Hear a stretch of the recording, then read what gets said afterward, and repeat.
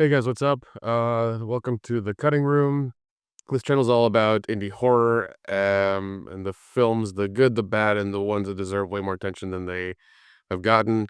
My name's Nick. I've been making indie films for over a decade now, and I'm here to talk about horror in an honest way and respectfully, with a focus on discovering unrated, underrated movies and real hidden gems. Some of the films are rough and some are incredible, and a lot of them are worth your time. If you're into indie horror and wanting to find new movies, and you've come to the right place.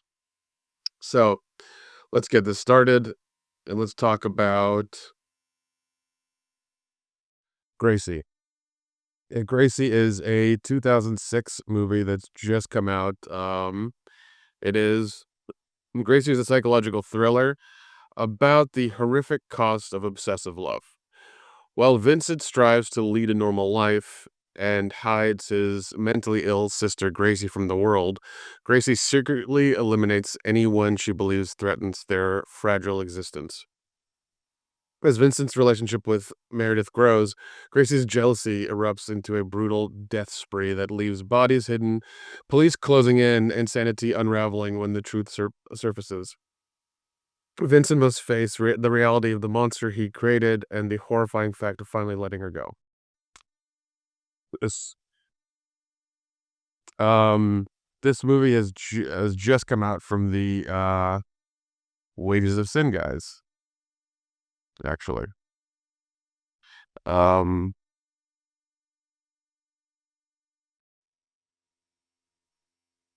yep, those guys.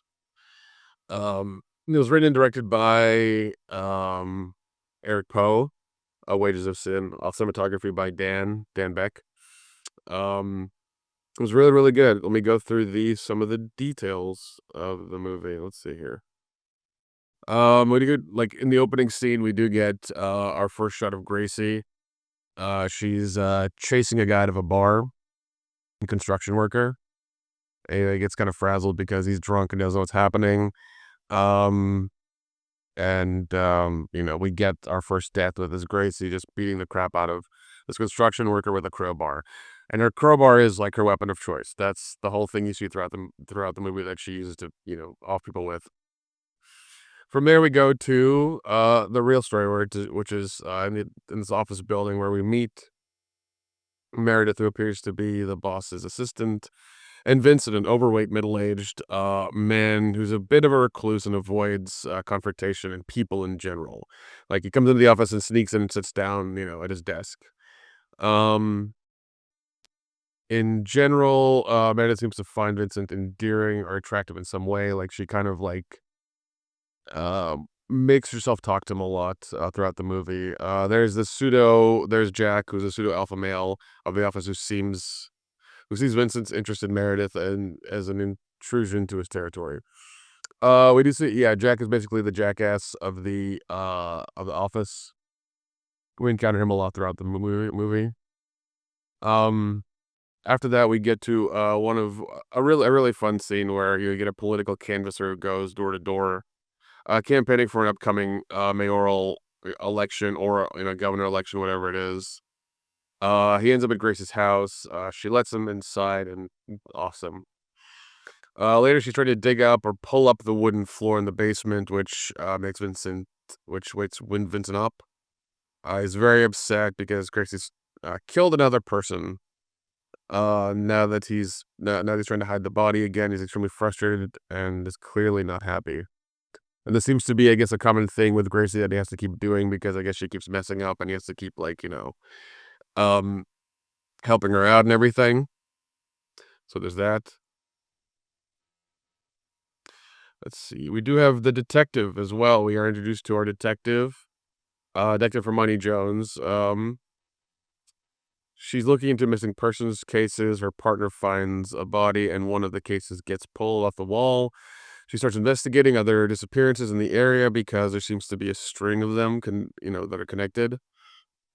Um, we do get to see more of Jack's character in the movie as well too. We have a part where he jumps into Meredith's car. She's parking to get into work immediately in the morning. She's really irritated and doesn't want to talk to him. She takes a box she's carrying inside. Jack continues to harass her and berate her and things like that. So we get like more of like Jack's character and how much of a jackass he is. Um, we also get another victim as well in the movie. A random woman comes to Vincent and Gracie's house, claiming to be part of some local women's group. Gracie answers and lets her in, but the woman gets a phone call that reveals she's actually just there to collect money, and falsely collect money for this group because that's her way of she's just a scam artist. Gracie overhears this and beats her to death with a crowbar. Um, so we get more death. We get a lot of deaths in this movie. Gracie just doesn't like anybody. It seems like she hates anybody who enters the house space or gets near to Vincent. So there's a lot of that. Their relationship is very, uh, yeah, the relationship is very like, frazzled. We do get a scene of Meredith coming over to help Vincent with a work presentation. She has questions about the portrait of Gracie on the wall. The portrait we constantly see in the movie is just this drawn portrait of Gracie. We don't actually see a portrait of Gracie and Vincent together. That's a hint for the end. Um, when the movie, let's see, the artwork. When they move to the dining room, Meredith also sits in Gracie's seat, and Vincent gets very upset and like makes her sit, another part of the dining table because there's Gracie's seat at the dining table. So there's that. We do get a fun scene at a bar in town called Sports Center. Uh, Jack and his friend go to the bar. Jack hits on Helen from the office. We only see Helen a couple times at the beginning. She works another part of the office, I guess, as mentioned in the movie. Even though she's clearly with her boyfriend, Jack is really aggressive and inappropriate with her. He's really inappropriate with her. Her boyfriend shows up and beats the crap out of Jack and throws him out of the bar. Helen gets upset with the whole situation and just leaves. She doesn't have her boyfriend walk her to the car or anything like that. She just leaves, and we see Gracie kind of go after her. So Gracie doesn't like anybody in like the block radius of her house, I guess. Um, We do see the detective kind of close in and realize the missing people in town connected to the cybersecurity company where Vincent works. She's there and starts asking questions about everybody. Jack gets really upset and confronts Vincent, bullying him to the point where he's almost ready to physically assault him. Vincent's boss walks in and fires Jack and his friend on the spot. At that point, Jack gets really upset and just follows Vincent to his house and stakes out the place and goes inside and starts beating up Vincent. And at that point, Gracie comes out and takes care of it and takes a crowbar out and starts beating the crap out of Jack to the point where she just kills him. We do get a little bit of a backstory. We do get a little bit of a flashback as well to Vincent and Gracie's childhood. Um, Vincent, a very abusive father who was both abusive to him and his mother. Yes. At some point in the flashback, we do see that Vincent's father beats his mother, and Vincent can't take it, so he takes the crowbar that his dad had in his tool chest and beats the crap out of his dad. I assume the dad dies because the mom is like trying to dig up the basement like Gracie does in the movie, and you know she uh she tells him it's all gonna be okay. We're gonna be fine. It's don't worry about it.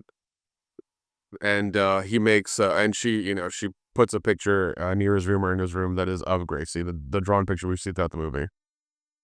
Um, yeah, I mean this was a nice psychological thriller. I know I've been doing a lot of these, but this one came across my messages and I wanted to check it out. Right now it's nowhere to be watched. I think they want to do festival stuff. Um, it is very well put together. It's very well shot. The sound is great. The production values there. Um, I think it was all shot in Augusta, Georgia. I know these guys have done a bunch of stuff. They've done a lot of anthology movies. I know they're really famous for like Artefactum and things like that that they've done over the last few years. Which is a lot of fun. They do a lot of really fun things. I know that they do a film festival there in Augusta as well too. I forget what it's called. but, definitely look into them. It's definitely a good movie. I will post about it when it comes out, but let me go ahead and go to the ranking system of how I do these things. Let's see here. All right, so here's how I rank these movies. I use indie horror legends from S to F. You'll see at the top it's Roger Corman, because he's the godfather of indie film, launching careers and doing it all the way to the end. Under that, we have John Carpenter, who started out as indie and made a lot of absolute classics on shoestring budgets. Underneath that, we have Charles Band. He kept the indie horror scene alive throughout the 80s and 90s. With a bit more budget and polish. Underneath him, we have Lloyd Kaufman, who is a pure indie spirit, if even though he's more shock and chaos than quality. Under him, we have Jim Wynorski, since he's basically all about cheap thrills and topless scenes over substance. And at the very bottom, we have Rob Zombie, because he's a piece of shit director and can't do anything. So that's my ranking system, as you see on the screen over there. There it is. Yeah. But I gave this the John Carpenter Award because of the quality of the film, the quality of the project, and just the overall, you know, the way they made it and the effort they put in. You could really see that they put in a lot to make it, as good as it is. And I hope it comes out soon. I hope everybody can watch it. It's definitely a very slow burn. But, it is, like, only, like, an hour and a half or hour 40 minutes long. It's not you don't have to wait too long to get to the, conclusion of the movie, and you definitely should wait till the conclusion because there's, like, kind of a twist ending that's worth your time, that you won't see coming. Because the first time I watched this, I was surprised and I was shocked about it. I didn't pick up what was happening until I've watched it a couple times, and I kinda realized what they were doing. And it was very smart in that aspect. Um, also, I will say this. Let's see, what is it?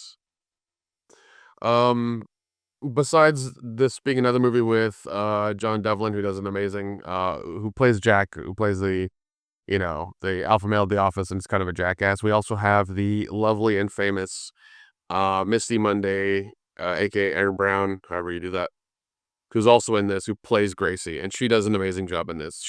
Unfortunately she doesn't do a lot of movies anymore. Shows up every like 3 to 4 years in a lot of projects. But she's extremely talented and does an amazing job portraying Gracie in this movie. So if you like Misty Monday, if you like the things she done in the past, all the Skinemax stuff she did during the '90s and those things, and seduction cinema and those kinds of things, I would highly recommend you check out Gracie because she does a killer job in this movie. Um, yeah, she does really, really good. It's definitely worth your time. Highly recommend. But that's my review of Gracie 2026. Hopefully when this comes out, like I said, when it comes out and it's on streaming or anything to buy, I'll post about it. I'll post the links and everything as well. Um, but yeah, until next time.